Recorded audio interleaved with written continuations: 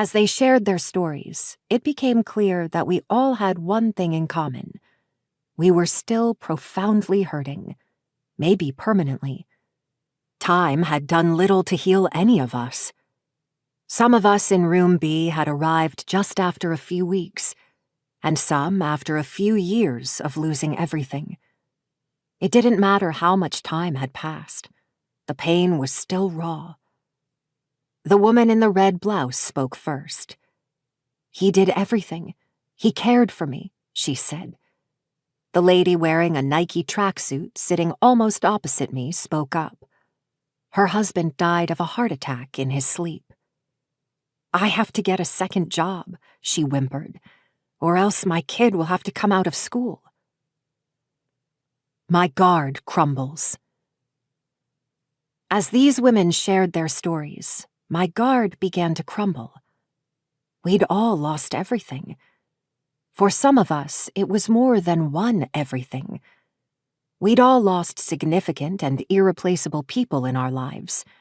For me, it was my lover, my husband, the father of my child, and Pop-Pop to my grandchildren, my coach, my confidant, my best friend, my everything.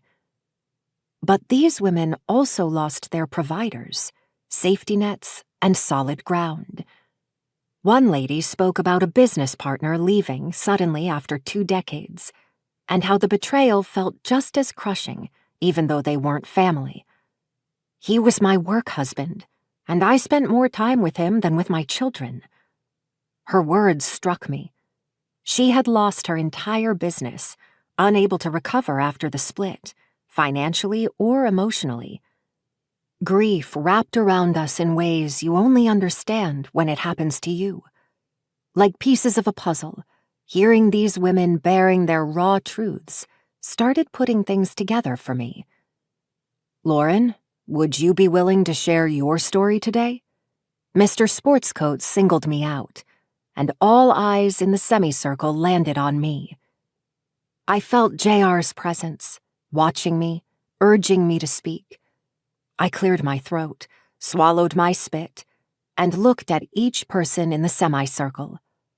Fondling my wedding ring between my thumb and finger, I spoke. My story is that JR and I built our dream life. The company we founded, Market America, was thriving and steadily growing domestically and internationally. Our company took 30 years to build. It provided a life and a home, many homes for me, my family, and hundreds of unfranchised owners. We all could live out our dreams because of JR's dreams so many years ago.